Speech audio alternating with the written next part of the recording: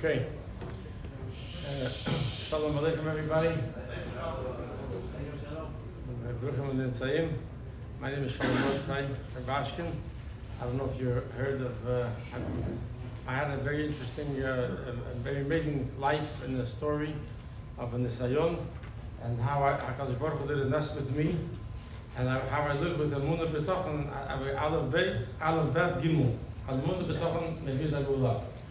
So just beginning, I grew up in Brooklyn, Borough Park, Brown Heights. My parents are from Russia, and my father started this big business. He was in the meat business. He started this big business in a state called Iowa, in the middle of the United States of America, where he started making a place to produce kosher meat and kosher chickens.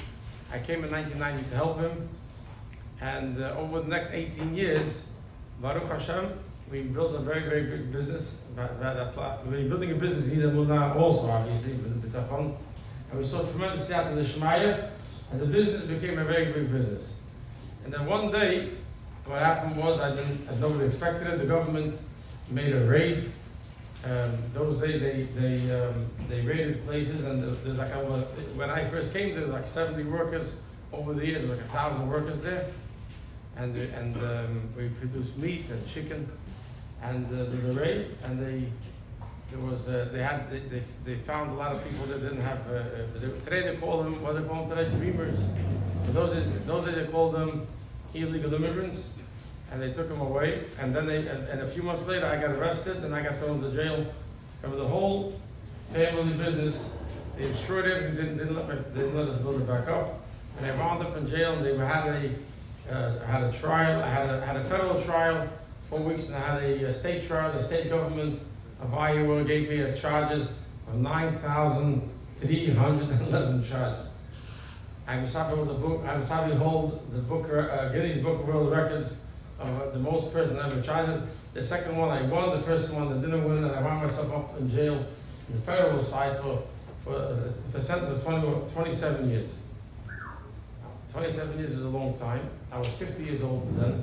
And what I'd like to show you today is how the powerful Yiddish Neshama is, and wherever it is, it can connect with HaKadosh Baruch Hu, and is able to connect with HaKadosh Baruch Hu and pick yourself up above, and actually not get dragged down, and live a healthy life. And then 8 years later, Hashem made a nest, and Zois Chanukah, like a week ago, and then 8th day Chanukah, I got a miracle with President Trump. God bless him, was a good shliach, and then on the Zois Chanukah he signed a piece of paper, and suddenly I was sitting in a cell, a small little tiny room, because I had this a sentence of 27 years. They wanted me to be there in a very high security jail, and they lock us in this little cell every single day. The door opened up and told me, Rubashkin, get out. And I got out. They followed him into an office. In the office, I was told the good news. Congratulations, Mr. Rubashkin, the president signed a piece of paper, and you're a free man to go home. That's just a general overlook. And I came out. It was a big simcha. A lot of Eden davened for me. People davened. People gave tzedakah, and everybody joined together. This is 6 years ago. So here I am today in Florida, and I'd like to share with you some chizuk words about Emunah BITACHON. I'd like to start with a story like that. I live now in Jackson, New Jersey, near Lakewood. That's where we live right now. I have a little shul, and I teach Emunah BITACHON to everybody, to many people. When I started this new neighborhood, and there's a doctor there, he used to pick me up every morning to daven shacharit with a minyan, 10 minutes away. One morning he picks me up, and he asks me, I'm driving. He's driving his Tesla. He has a Tesla, fancy car. He's driving, and he turns around to me and asks, tell me, how much were you worth before the raid? I know the guy for like half a year, never asked me such a question. It was too early in the morning, and I didn't want to get into the conversation. I'm teaching now. So he's waiting for an answer. I didn't want to be chutzpahdik. So I say to him, before the raid, the company was doing like $325 million a year. It wasn't. I'm sorry, I just messed up the story. I said that before the raid, I was priceless. I said, I'm sorry about it. I was priceless. He says, why priceless? I said, I have a neshama. And beside my neshama, and the neshama is a part of Hashem, Torah, and therefore I've always felt I have very good self-esteem. I'm a Jew, and I'm proud, and I'm good. So he got to say, big deal. Then I told him that the business was doing $325 million a year. He goes, wow. So I said to him, look, I told you something that's always with me, never get taken away, and you said the big, like big deal. I told you about money, and money one day it was there, the next day suddenly it got all smashed up, and that make a big deal out of it. And that's the truth of it. I was in a situation that saw a lot of money. We built a big business. We had a whole. Not only we built a business, we had a little community there. We had 2 schools, a boys' school, a girls' school. It was going good. And I always envisioned myself that I'm going to be a life of success and building. And suddenly I found myself in a whole different life. So I want to share with you. You'd think you fall into depression. You think I'd fall into. Here's what happened. The first night after the trial, they bring me into a jail over there in South Dakota. The trial was in South Dakota. And I was shaken up a bit. I was hoping to win. Like I won the state trial, I was hoping to win the second trial also. And they swept me into jail. And the doors banging and the whole thing in handcuffs, and it's made there to make you feel very down. Bring me into a room, and the guard walks in, drops a box, a harbor box next to me. He says, I got to take off my clothes. And he brings in a package of prisoner clothes, and the bright orange clothes. I got to put it on. So I got no choice, but I realized that if I take off my kippah, I say kippah, I say kippah. If I take off my kippah, I say tzit. I put it in the box. Who knows if I get it back? So I just asked the guy. I figured for sure I'm going to see it, but I wanted to make it clear. So I said to the guy, tell me my kippah I can keep. He says, no, everything in the box. I said, no, everything in the box. I was surprised in America. In America, even the prison system is supposed to let you keep your religious things. You're alone in a room, you feel very vulnerable. I strengthened myself. I said, listen, I'm a Jewish man, and the Jewish man must always keep wearing his kippah and tzitzit. If you don't believe me, look in the Shulchan Aruch, look in the Code of Jewish Law, you see I'm not lying to you. But I need to keep it. It's so important to me. You're not allowed to walk 4 steps without kippah and tzitzit. And if you take, I understand you can take it away from me. You're stronger than me. You can take it away. A lot of police here. But if you take it away, I'm telling you, I'm not going to be able to walk 4 steps. I'm stuck in one place. And that's it. Now, why was I saying it? I wasn't trying to try to fight. I was trying to make it very clear to him, this is important to me. I'm talking, and you bring me into prison, but I'm remaining a Jew. And this is, looking back at the story, and this is something I find, you can find in your life. I really wanted to be left alone. I didn't want to go through the whole fight with the Americans. I was shook up. I wanted my space. I wanted to sit down, think what's going on, how do I go further. And Hashem saw, because Rabbi saw, that if he's going to leave me alone to myself, I can sink. Hashem wanted to pick me up. In the Sayon, a test is to pick me up, not to sink me. So what did Hashem do? Hashem made me a challenge. And this guy, instead of telling me, okay, keep it, big deal, right? He looks me in the face. He's a heavy-set guy. He looks me in the face and says, listen, buddy, a lot of things are going to change for you tonight. Like he's warning me. You should know, you're going to change. And I'm standing there looking at this man, and I'm thinking to myself, aha, he wants to change me. He wants to take away my kippah, my tzitzit, and he wants to make me look like the other prisoners, the goyim. And Chas v'Shalom wants to be with me. So I'm not only in danger physically, I'm in danger spiritually. So suddenly I woke up. I got to tell you, I suddenly felt like a surge of energy. Why? Because Baruch Hashem, you're learning in the Aviyah Shalashim, we have the Neshama Torah. And the Neshama Torah is there. And when it's challenged, like I got the challenge, every point of challenge, I suddenly woke up. I was a little down. I got on my kayak and I said to him, no, I'm not taking it off. I'm not taking it off. And suddenly he got scared, like he got shocked. And nobody ever, at this point of anything, nobody ever challenged him. He didn't know what to do. So he tells me, follow me. And he takes me into another room, and he locks me into a cage over there. There's a cell with the steel walls. It was a cold night. He couldn't even sit down over there because there was a cement floor. There was a cement shed. The whole bench that was made of cement was freezing. I'm waiting. I was sure that somewhere it's going to happen. Hashem will help me. In walks his superior, the sergeant. The guy with 2 stripes on the shirt. He walks in and he says to me, why are you making trouble here? I said, I'm not making any trouble. I said, I'm Jewish, I need my kippah. I said, I told him the whole story. He tells me, I'll check it out with the rabbi. Check out the rabbi. I figured, sure, this is in South Dakota. So, South Dakota, I don't know how many Charedim there's, religious rabbis, but even as a Reformed rabbi knows that a Jewish man, which I'm against it, says, I'll be okay. So I'm waiting.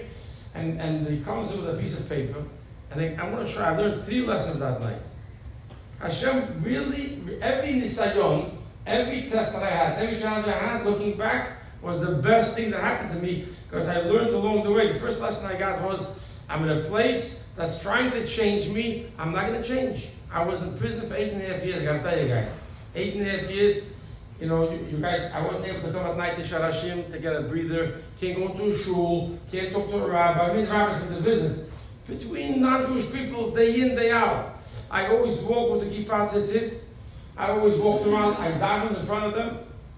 I was the same Jew I always was. This story I'm telling you gave me the first start. And you know something? That's why they respected me. That's why they respected me. I'll bring back. So this story helped me there. So for example, they never beat me up. I was a little Jewish guy between. Most people in this place, many of these guys, they were murderers. Literally people that murdered.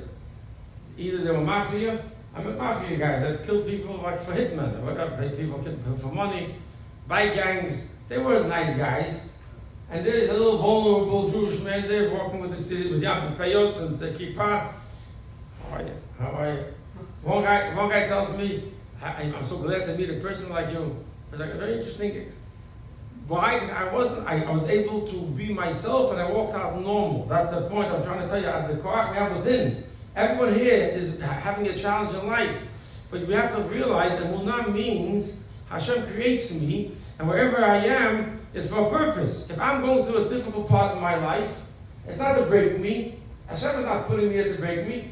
Obviously, like Avraham Avinu. Avraham Avinu was born to Terach. Terach was not a nice guy. Terach fought with Avraham Avinu. Avraham Avinu didn't want to bow down to the idols, and Terach was pushing him. But it wouldn't have been nicer for Avraham Avinu to have a nicer father, maybe? No, because then he wouldn't be Avraham Avinu. Avraham Avinu has to be someone who has a challenge. He doesn't get dragged down. He fights the challenge. He comes up on top. That's who we are. So here I am in this second part of the story, and he walks in with a piece of paper, and he reads. In those days the internet started. So he emailed some rabbi about this problem with the Jewish man doesn't want to take off his kippah and tzitzit.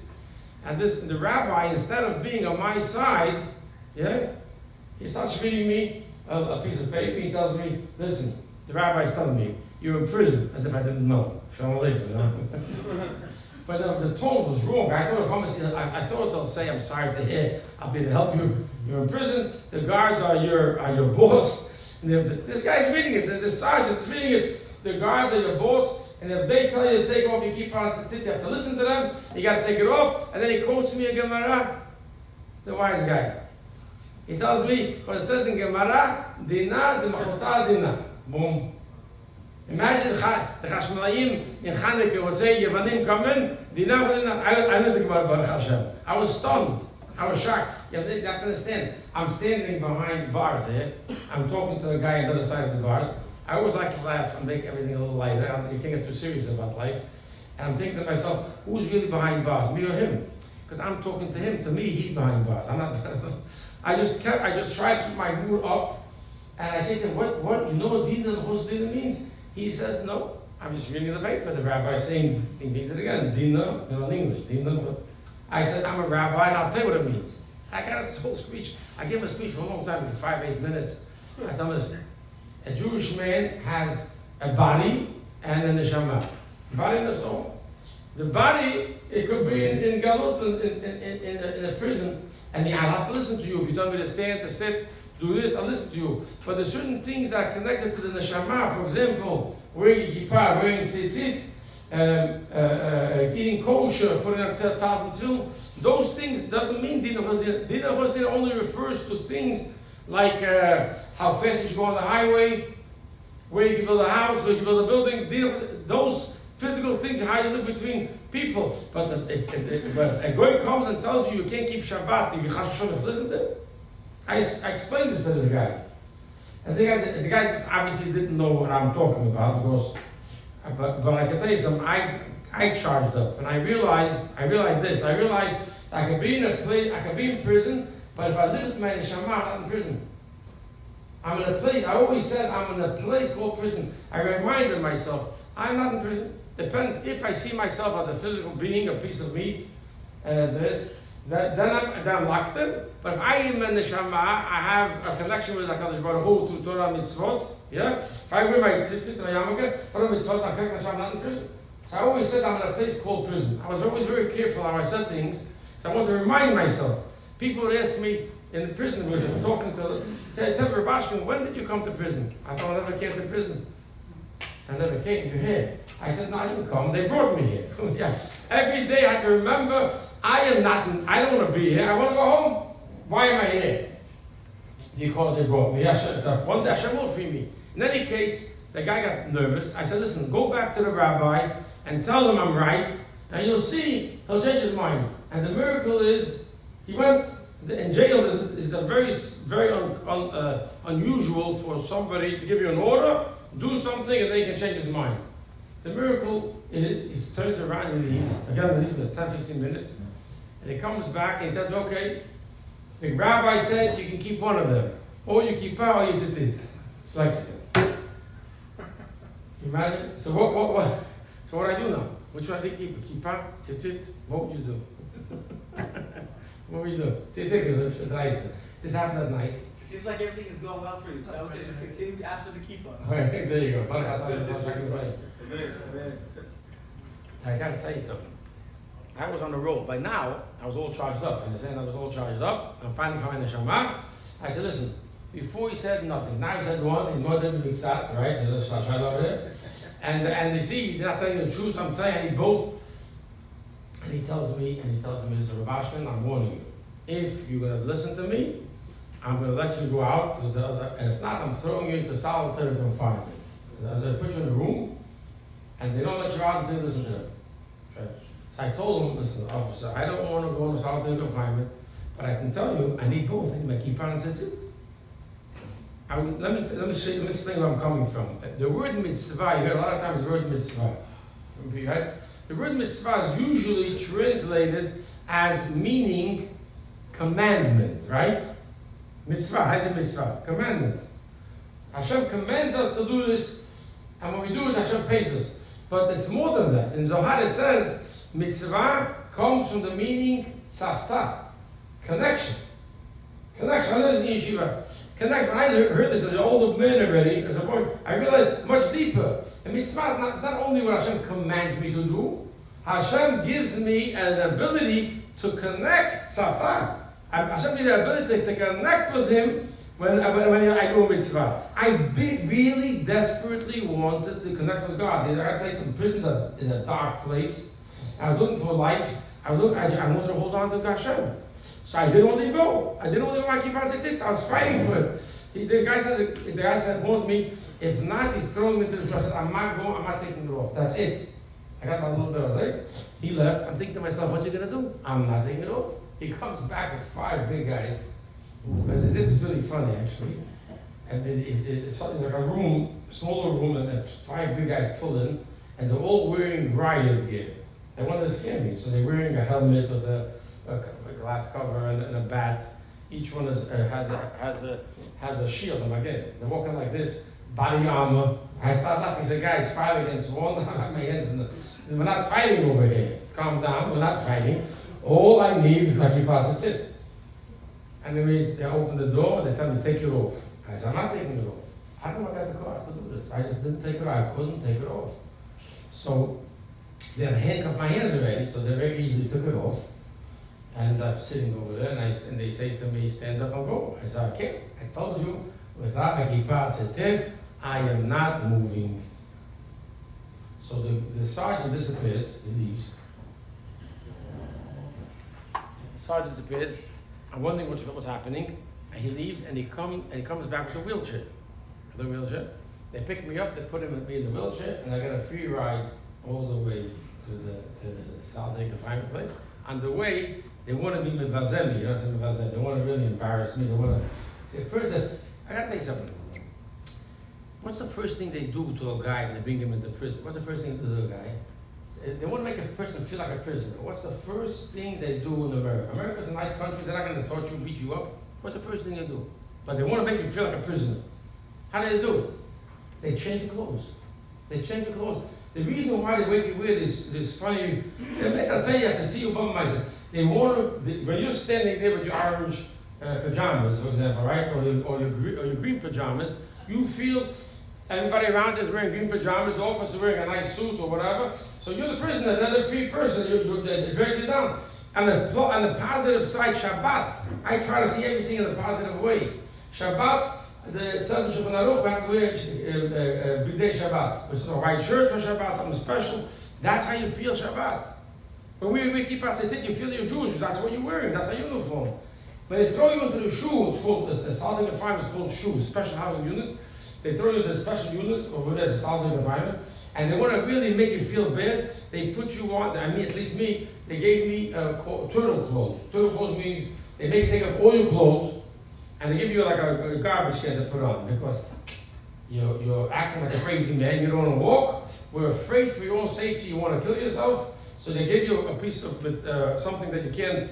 It's hard. It's called turtle clothes, and 2 belt cords on the side, and that's it.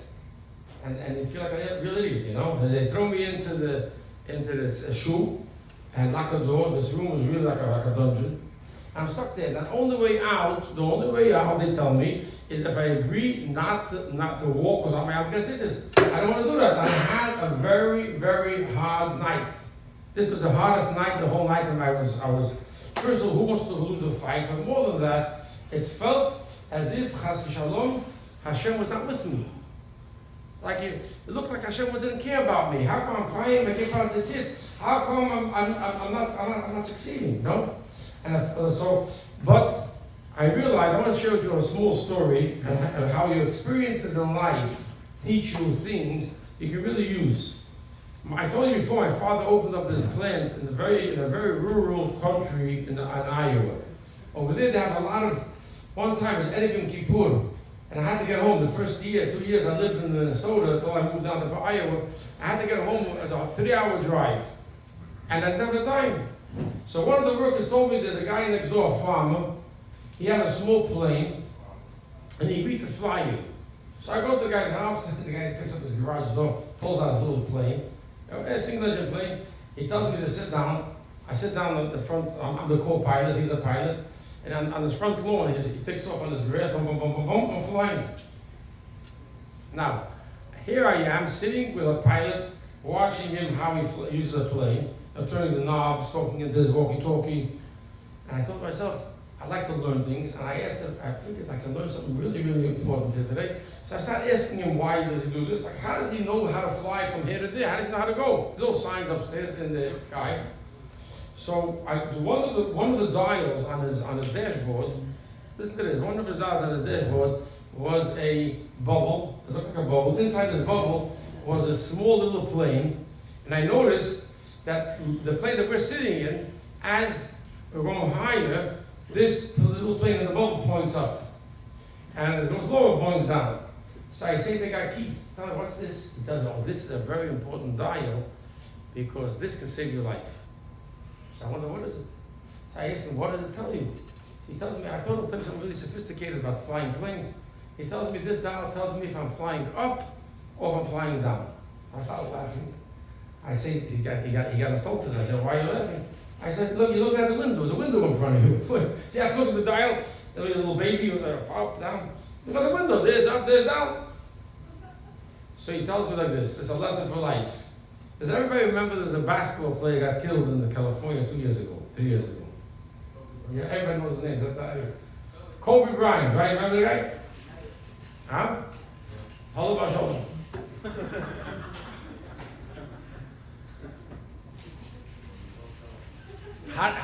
What happened there? He was flying in a helicopter. He was a pilot. They were flying in bed. That's not a joke. This is a tremendous lesson in life. He was flying in a helicopter, bad weather. And what the pilot was supposed to do, the pilot was supposed to watch this low dial, because now you can't see. He says to me, you're flying in good weather, you can see what's up and what's down. But if you're flying in bad weather, you can't see. Not only that you cannot see what's up and down, what really happens, this pilot explains to me, what really happens is, what you think is up is really down. So you think you're flying up, and you're flying down. Can you imagine this? Amazing thing. So what do you got to do? He tells me, look at this dial, forget about your senses, forget about your feelings. Follow what it says in the dial and come out alive. Kobe Bryant's pilot was using his feelings.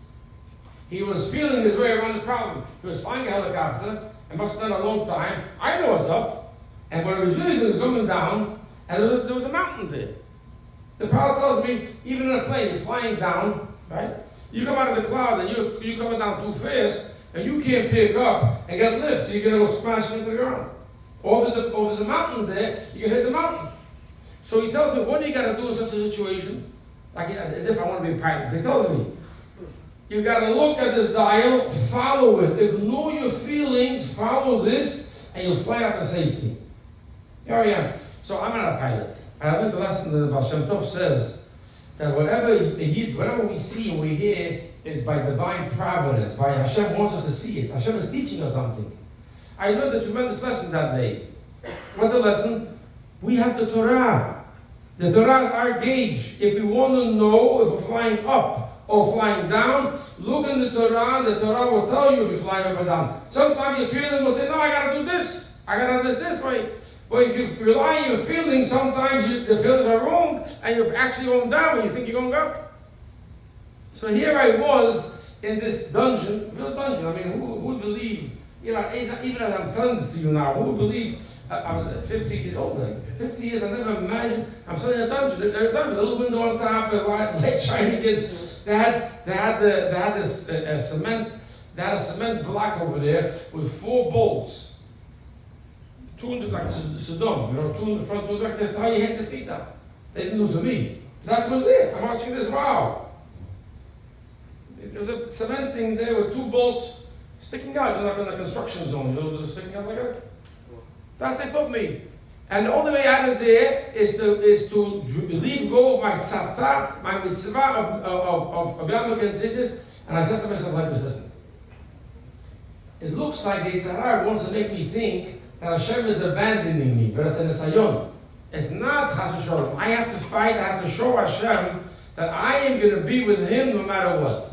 I am going to do Hashem most than I want, but I show Hashem I'm going to do it no matter what. Hashem will help me. I made a Kabbalah, Achlata. I am not walking out without Yamuk and Tzitzis, and that's it. The night passed very slow. In the morning, suddenly the door opened up. In this very heavy door, that little trap door there, and the guy looks inside. The guy's wearing round glasses. Initially, it didn't look like a regular guard that I've seen before that night. He looked a little different, and he has a clipboard and he starts asking me a lot of questions. What's your name? And I was thinking, no, my name. I realized that nobody that's too smart. My name. Where you live? And he's talking to me. He asked me a question. I realized they sent a psychiatrist to find out if I'm normal or not. He was giving me a psycho test. I passed the test, but I did not get a diploma. I was going to ask him more than 100, but in the middle of the test, he tells me, hey, what are you doing here? I said, what are you doing here? You don't belong here. I said to them, they were talking to me, I'm crazy, I don't want to walk. I'm not crazy, I'm a normal guy. I'm a Jew. I need to keep on sit. Give it to me so I can walk. He stopped the test, he walked away. 10, 15 minutes later, I didn't have a watch. A short while later, the door opened up, 2 guards were there, and they gave me back my kippah, and I was able to walk. So what did I feel at that moment? I tell you what I felt in that moment. I like to say the story. This was the beginning of 8 long years. Going through, first of all, I learned that Sholom, don't change. Be who you are. Even if you're in a place that looks not Jewish, remain who you are. He tells me, I'm going to change you. No, you're not going to change me.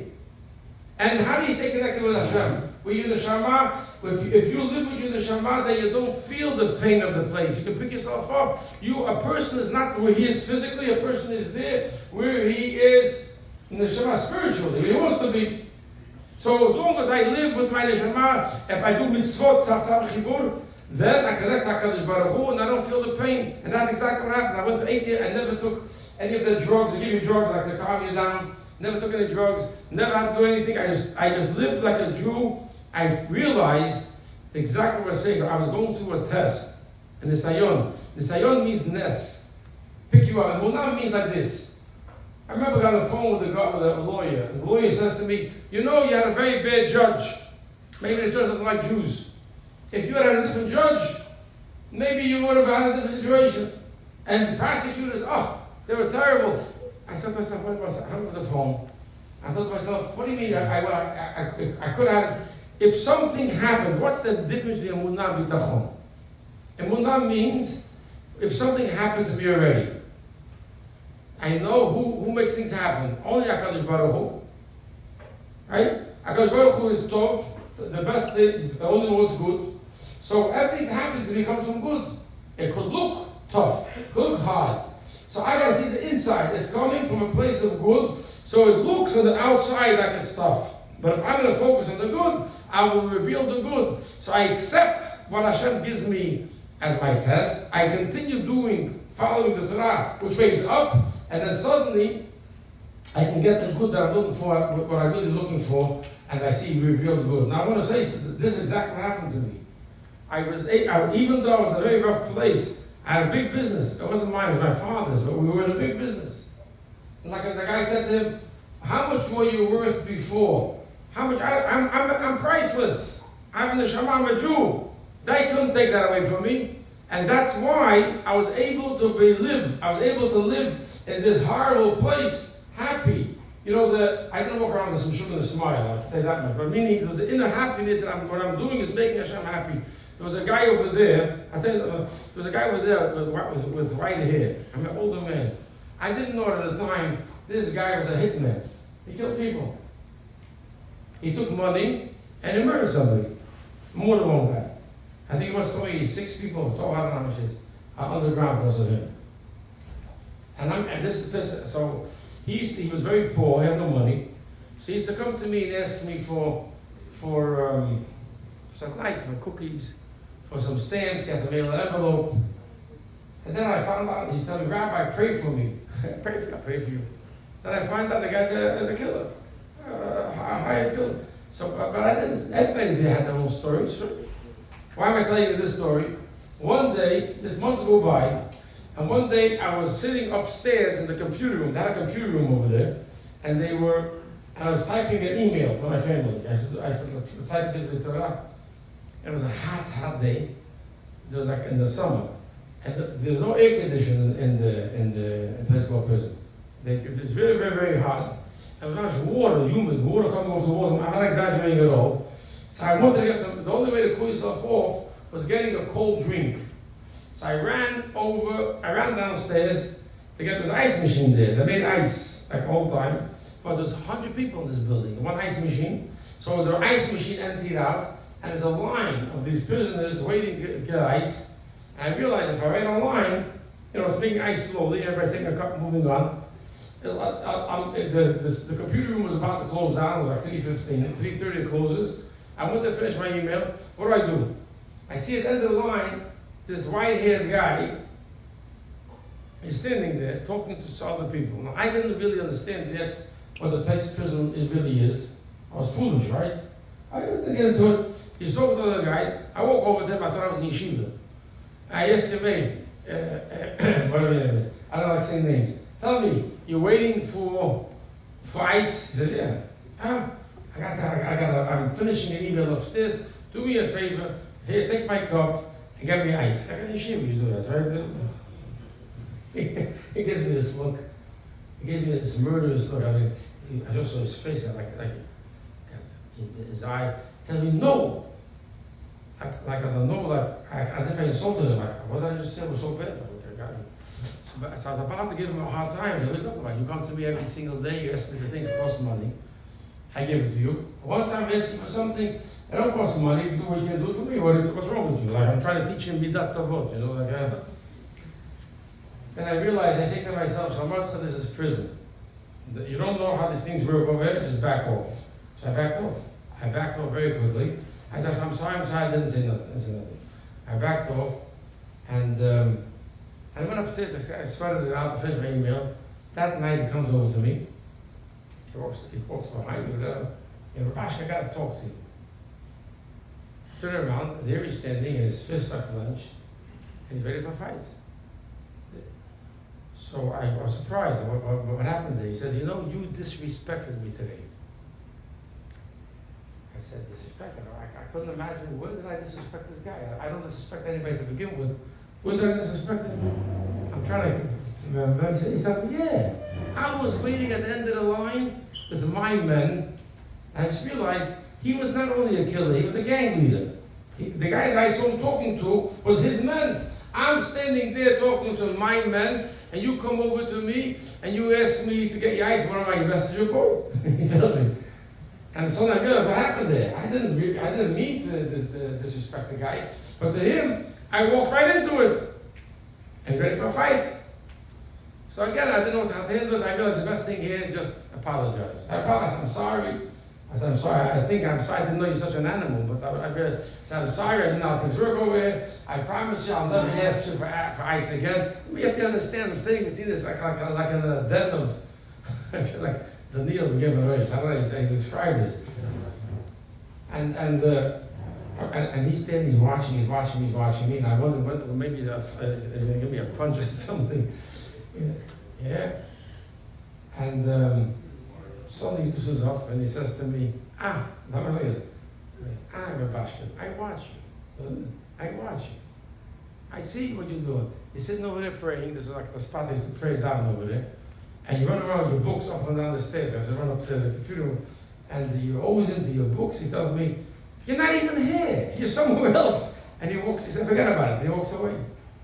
I ran over to the phone. And I called my wife and I said, you see, I always tell you I'm not really in jail. I'm in a place called prison because I don't feel I'm in prison. I'm doing what Hashem wants me to do. Even this killer guy tells me I'm not even there. And that's actually saved my life. It was interesting. I once walked out of the cell. It was a gang of Mexican guys. Mexicans can be very, very, can be very, very vicious. Like 10, 15 guys sitting in front of the cell I was in, and they're playing cards. I walked out of there, and I didn't notice that they had a fan plugged into the wall that was blowing it in a hot day. I want to show you how when you live with the Munah B'tachon, you have to learn about it. Hashem is with you. Hashem was with me all the time, and every time I saw this, it gave me more life to do the mitzvot further and further and further. So I walked out, I didn't see the wire on the floor. I got clumsy, my foot got caught up on the wire, and I pulled the wire from the fan out of the wall. Guess what happened? The fan stopped. No. You think big deal. Well, this leader of the gang, a tall Mexican guy, usually Mexican on the shoulders, yeah? This is a tall guy with diamonds on his teeth. I don't know if he brushed his teeth at night. But he jumps up, he runs over to me and tells me, I'm going to knock your head off.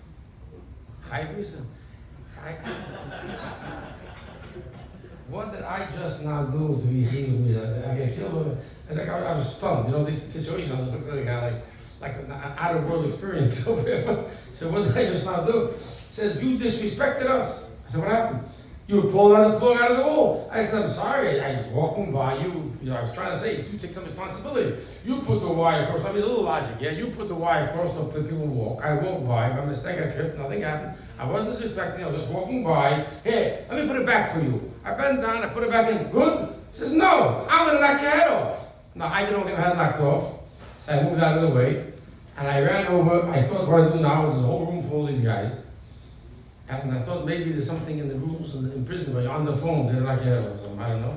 I ran over to the phone. I couldn't call my wife right away because you can't just dial right out. That was the whole process. He comes over to me screaming all these negative words. I didn't know what to do. I was not much afraid that was happening. Meanwhile, Hashem was always good to me. There's another Puerto Rican guy called Butchie. And Butchie was also a tallest guy from the Bronx. And he actually was in the cell next to me, and interesting how they always send somebody to help you. He comes running over, and he grabs this guy, and he pulls him away from me, and tells him in Spanish, they're talking back and forth, I'm only imagining, what is he telling you? This guy pulled the wire out of the wall, and I'm going to kill him. I went, what did I do? I couldn't. Anyway, look back and forth, and the guy walks away, the Mexican guy walks away, but she tells me, Rabbi, I took care of it for you, but this guy's a very dangerous man. He's a gang leader. Stay away from him. Okay, I'll stay with him. Good idea. Now, I thought I'll stay away from him, but the truth of the matter is, this guy didn't forget. And he came, I came out of the cell, I saw how they're stalking me. Him and another guy, a meal-looking guy. I walk out of the cell, and they took out standing. Another time, I got a little bit nervous walking out to the yard. But if I would go over to the offices, to the cops, and tell them that this guy wants to beat me up, they would throw me into solitary confinement and maybe ship me away. I didn't want that to happen. I davened to Hashem to protect me. To protect me. What does a Jew do when he has a problem? That's what BITACHON means. I davened to protect me. And then a few weeks later, it was end of Rosh Hashanah. I was sitting in the cell, preparing for the Matzah. I suddenly hear screaming. The guard was screaming. All the people have to lock in. And there's usually a fight. When a fight breaks out over there, they want everyone to get into the cells and lock him in. And I was in the cell already. The other guy was just comes running in, tells me there's a big fight outside. Who fought? This is what happened. These two guys that were after me, they were trying to beat me up. They got wind. They got information that a different member of a gang was coming to that prison that day. So they were waiting by the door, and when this guy walks in, they ask him, your name is Gonzalez, whatever? He says, yeah. And they both attacked him in front of the guard. This could have happened in the yard. They attacked him. The guard got very nervous. He called for help. 15 cops come running in. They grabbed these two guys that were after me, right? And the third guy, they grabbed all three, and never saw him again. I mean, Hashem shipped him off. Hashem was literally protecting me while I was still in the place called prison. And I remember sitting there, thanking God for the protection. And then I realized, wait a second, Hashem, if you really want to protect me, leave them here and take me home.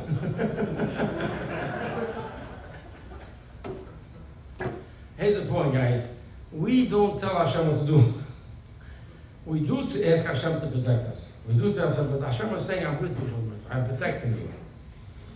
We can't tell Hashem when we need something, we ask Hashem for the money we need, for the health we need, for the calmness we need. We ask Hashem for everything we need, right?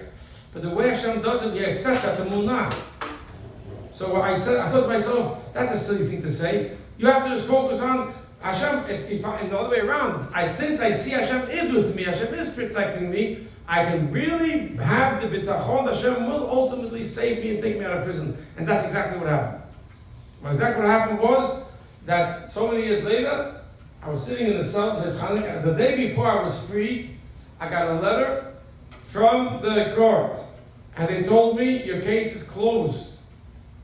Which means in English, I went through all the appeals and everything, your case is closed. Which in English means, your case is closed, you can't get into court anymore, and you have to finish 27 years. I was in jail 8 years already, 8.5 years. That means they're telling me you're stuck in jail for another 18 years, and there's nothing you can do about it. You can't call a lawyer, you can't call the cops, nothing, you're stuck. And I remember holding the paper, reading it, and I thought to myself, they are not the ones who are conveyed, they're not the ones what's going to happen. I never trusted in any man. I never trusted in anything. Only in Hashem to help me. Hashem to do anything. I took the paper. I took the paper, put it away. That was the seventh day of Hanukkah. That night, I went and I lit all the candles. They let me light the candles over there. I lit all 8 candles, and I was making the bracha. And I was saying the bracha.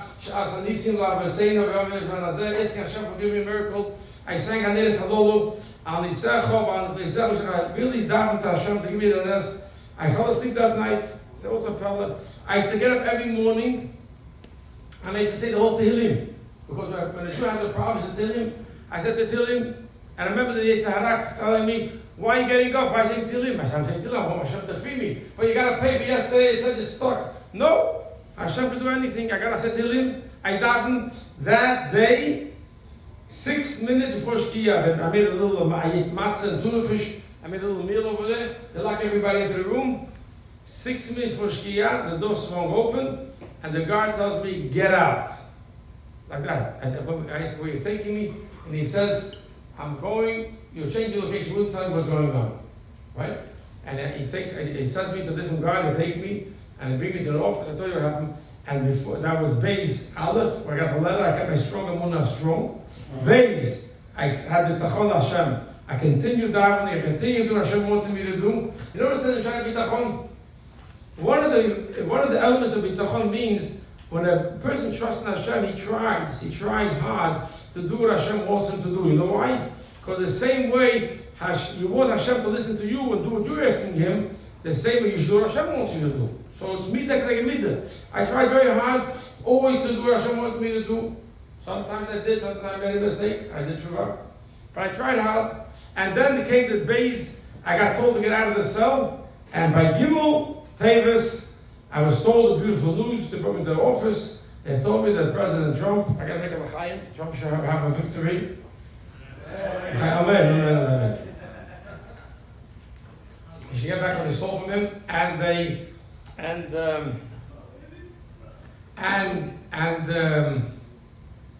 I was a free man to go. Now I stood over there. Let me share with you one more thought of a feeling of mine, which I think is very, very. Just something that I lived through, which I think you can learn from. I was standing there, and I thought to myself, first of all, I thought, look, yesterday I got a letter that said there's no way, there's no way I can get out of here. Yeah? I believed in Hashem. Hashem did everything. And Hashem showed me the next day, mamish, one day to the next, you're free. It's not up to anybody. We have to stay tzavta, mitzvot, Torah, mitzvot, keeps you connected to Hashem. That's how you get the bracha you're looking for. The second thing I want to tell you is, when I heard the good news that I'm a free man, I thought to myself, I said, wow. And I was there. I said, wow, Hashem, you did it. I trusted you for 8 years, and you did it for me. I felt so close to him. And I suddenly realized there's a big difference when you say wow, when you're surprised about something, or you say wow when you expect it to happen. Because I really worked on my bitachon that Hashem will free me. And I always wondered, when it does happen, will I be missing that surprise, you know? You get surprised by something, you're excited about it. Wow, I just won the lottery ticket. I'm so surprised, yeah? You're excited. But if I'm thinking it's going to happen, I'm not so excited, right? So I always wondered that there's a writer from a big paper, Mishpacha, as soon as Besta asked me to write an article, what I think it looks like when I get freed. I wrote a whole article on one page. And I write the article and I think to myself, okay, if you're describing what you're going to do when you get freed, you won't be so excited. I'll tell you something. When a guy, someone wins a lottery ticket, rolling numbers, all 6 numbers fit. You just won $1 billion. You say, what do you say? Wow! Right? That's what next word you say? I don't believe it! I can't believe it! Hashem, thank you! I can't believe it! Hashem, thank you! You do believe it, you don't believe it. If you don't prepare, when you get it, you don't believe it. And that's why, after you win the $1 billion, after Hashem gives you what you're asking for, you can't say the same excitement constantly. You lose that excitement. You stay the same person you were before, even after Hashem gave you what you were asking to do. How many times have we doubted Hashem? Hashem gives it to us, and we don't have enough brains to realize Hashem gave it to you.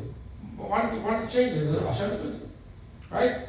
Versus, if you're waiting for the Gula, you're waiting for Hashem to help you, and you have BITACHON, Hashem will help you.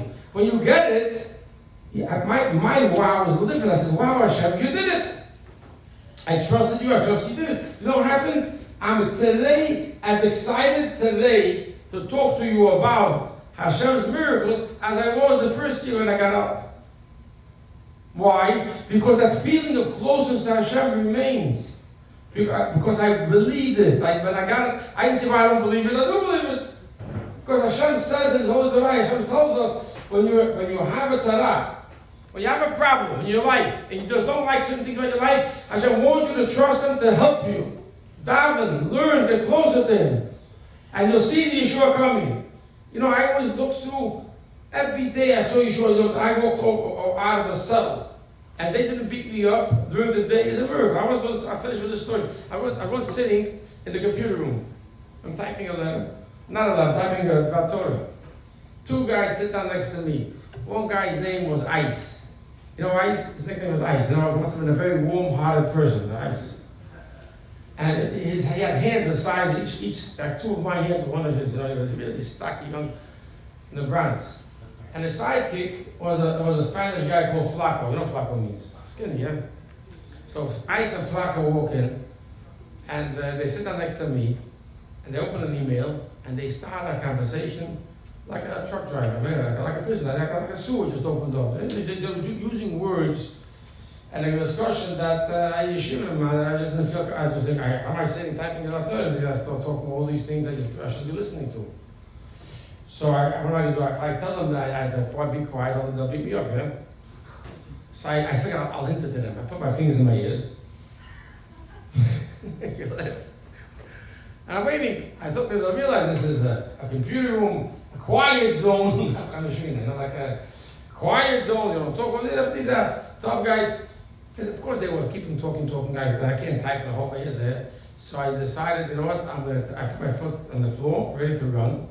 And I turn around to them and I tell them, guys, do me a favor. Stop talking like that. I'm too young for this conversation. I was trying to say a funny way. They were talking so. I was expecting them to give me a whole barrage of verbal abuse. You don't like to get them out of here. I heard this every day. Yeah? I expected them. I was drunk, so they shouldn't beat me up. Yeah? Instead, they say, oh, Rabbi, we didn't realize we were bothering you. They shut down their computer and they left. I just stood there for 5 minutes. In prison, nobody gave anybody anything. And I didn't want to leave there because if you shut down your computer, you can't get back on for another half an hour. And if there's a line, it would take way longer. I didn't want to shut down my computer until they finished the sewer talk. Right? They did it for me. I realized that these guys are not because I'm smart, not because I'm powerful, but a Yid lives the way he's supposed to live. Hashem takes care of him. The guy realizes this guy is different. The 2 days before I left, Monday night, a real tough-looking guy, a Schwarzer guy, calls me out, I got to talk to you. And then what it was, he takes me downstairs over there next to the sink, and he tells me, listen, I want to tell you something. Before we got into jail here, if I met you on the street, if I was walking down the street and you're walking down the street, we're passing each other. I'll pass by you, and you pass by me, we wouldn't talk to each other. I'm thinking to myself, yeah? If I see you on the street, I'd walk to the other side of the street. This guy was like a tough looking guy. And the guy you would walk across the street if you saw him coming. But he tells me, so now that I got to meet you in prison, I thank God I met a man like you. How do you want to tell today? He stopped telling what he didn't do. Wow. You know, like, but he wanted to tell me. That's what happens, guys. We're coming to Shara Hashem, we're learning our roots. Our roots are in the Shema, the God Himself. When we do Mitzvah, we connect with Hashem. That's the biggest present you can have, the most power. You look for power, connect to God who is the source of power. You want money, connect to God, the source of money. You want good anything in life, you want pleasure, connect to Hashem, and that's where you get your pleasure. I walked out of prison. A guard calls up my wife and tells, one of the Jewish guys that was there calls my wife and tells her the next day, you know, I overheard 2 guards talking to themselves, talking to each other. And one guy asked the guy, "Who's this Rubashkin that the president just freed?" It's correct. Some guys knew me personally because they were taking care of the building, and some guys didn't know who I was. I mean, they saw me. I was there for 7 years, over 7 years. And who is this guy? He described him to me. So the guy described, did I describe me? He says, "You know the guy that was always happy? That's the guy." And I was stunned. When we live with our neshama, we're happy. The inner happiness that we have. I didn't walk around with the sugar of smile you have on these phones. What a wonderful day walking around in prison. That wasn't that. But I felt I'm going through a hard time, a painful time. A time that I was asking Hashem to get me away from. I didn't want to be there. But I looked at it as a nisayon that's going to pick me up. I'm doing it the way Hashem wants me to do it. Hashem is happy with me. If Hashem is happy with me, then that makes me happy also. Everybody have a lot of bracha, batzlacha, and